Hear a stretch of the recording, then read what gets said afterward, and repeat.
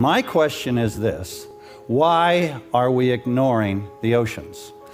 Here's the reason, or not the reason, but here's why I asked that question. If you compare NASA's budget, annual budget to explore the heavens, that one-year budget would fund NOAA's budget to explore the oceans for 1,600 years.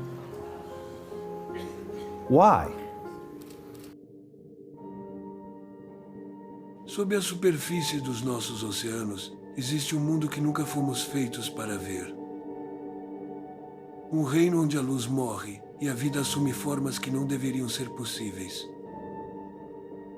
À medida que descemos cada vez mais fundo, cruzamos a zona iluminada, depois a zona do crepúsculo, e então a zona da meia-noite. E quanto mais profundo vamos, mais estranhas se tornam as criaturas que encontramos. Nós enviamos sondas para Marte, mapeamos galáxias distantes, mas o fundo do mar. Exploramos menos de 5% dele. Sabemos mais sobre a superfície da Lua do que sobre o que acontece a quase 2.000 metros abaixo dos nossos próprios oceanos. Na superfície, o oceano é claro e cheio de vida. A luz do sol alimenta explosões de plâncton que alimentam peixes, que sustentam cadeias alimentares inteiras, de recifes de coral até baleias. Mas abaixo de 200 metros, essa luz começa a desaparecer. Entramos agora na chamada Zona do Crepúsculo, uma faixa gigantesca do oceano que se estende até 1 quilômetro de profundidade. Aqui, os raios solares já não são fortes o suficiente para a fotossíntese. As florestas de plâncton desaparecem. Não existem plantas. Não existe energia verde. Existe apenas uma lenta nevasca de partículas caindo de cima, fragmentos minúsculos de resíduos de plâncton e restos de organismos mortos. Os cientistas chamam isso de neve marinha. E onde há comida, há vida, mas não como nós conhecemos. Os animais da zona do crepúsculo evoluíram para algumas das formas mais estranhas da Terra. Muitos são transparentes, com corpos que parecem feitos de vidro. A lula de vidro flutua com seus órgãos quase invisíveis. Um fantasma contra o azul profundo. O polvo de vidro é praticamente invisível. Seus olhos são a única parte sólida.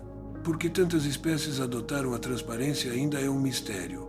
Pode ser camuflagem, uma forma de desaparecer na pouca luz existente. Ou talvez uma maneira de economizar energia em um mundo onde cada pigmento custa mais do que oferece. Para nós, parece insignificante. Para as criaturas daqui, é a própria vida. Outros escolheram a estratégia oposta. Não a invisibilidade, mas a luz, na escuridão. Algumas criaturas produzem seu próprio brilho por meio de uma reação química chamada bioluminescência. Para nós, é fascinante. Pontos piscando, padrões luminosos, corpos inteiros brilhando como lanternas. Mas aqui, a luz é sobrevivência. Alguns usam para atrair presas. Outros para encontrar parceiros, e alguns para desaparecer. Essa técnica se chama contra-iluminação. Predadores que vêm de baixo conseguem enxergar silhuetas escuras contra o fraco brilho da superfície para se esconder. Animais como a lula vagalume cobrem a barriga com órgãos luminosos, ajustando o brilho para combinar perfeitamente com a luz acima, apagando seu contorno, sumindo no fundo. É camuflagem por imitação. Criar luz para desaparecer na luz. Mas a zona do crepúsculo guarda algo ainda maior. Todas as noites, bilhões de criaturas sobem das profundezas. Peixes-lanternas, lulas, medusas. Um exército inteiro do fundo do mar subindo em direção à superfície para se alimentar sob a proteção da escuridão. Ao amanhecer, elas descem novamente, desaparecendo na escuridão. Esse movimento diário é chamado de migração vertical DIEL. É a maior migração sincronizada do planeta. Maior do que todos os rebanhos, todas as aves, todos os enxames juntos. E mesmo assim, permaneceu invisível por séculos, até a Segunda Guerra Mundial. Operadores de sonar naval detectaram um falso fundo do mar. Uma camada densa que subia à noite e descia pela manhã.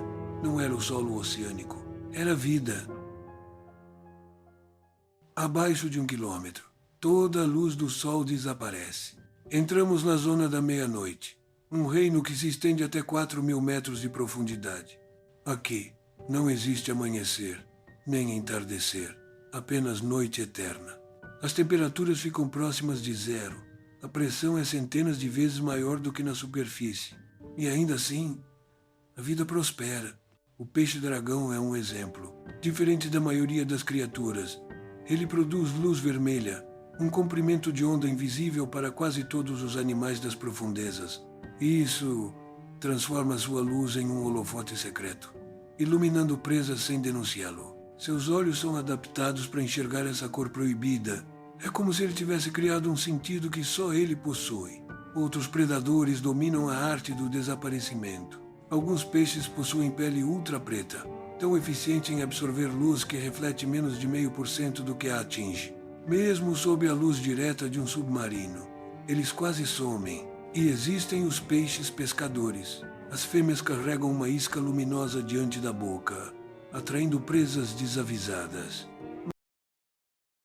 A 4 quilômetros de profundidade, tocamos o fundo do abismo. A planície abissal cobre mais da metade da superfície do planeta.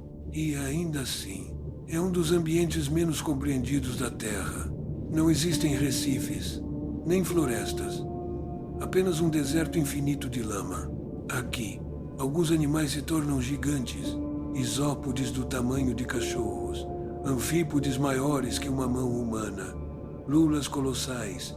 Os cientistas chamam isso de gigantismo das profundezas, mas ninguém sabe ao certo por que acontece. Ainda mais fundo estão as trincheiras. Aqui começa a Zona Down, nomeada em homenagem ao submundo. Ela vai de 6.000 metros até quase 11.000 metros de profundidade. A pressão é extrema, as temperaturas congelantes. E mesmo assim, a vida existe. Peixes caracol, frágeis, gelatinosos, vivem onde nenhum outro vertebrado consegue. Micro-organismos se alimentam de produtos químicos vindos do interior da Terra, criando cadeias alimentares sem luz solar. Esses ambientes mostram que a vida não depende do Sol. Por séculos, acreditamos que o fundo do mar era um vazio. Encontramos algo muito diferente. Um mundo onde a luz é arma, onde a invisibilidade é sobrevivência, onde a vida se adapta de formas que desafiam tudo o que entendemos. Mais de 80% do oceano ainda não foi explorado. Cada mergulho revela criaturas que nunca vimos, que quebram regras, que reescrevem a biologia. Talvez o maior mistério não seja o que existe lá embaixo. Mas por quanto tempo ainda vamos fingir que conhecemos o nosso próprio planeta?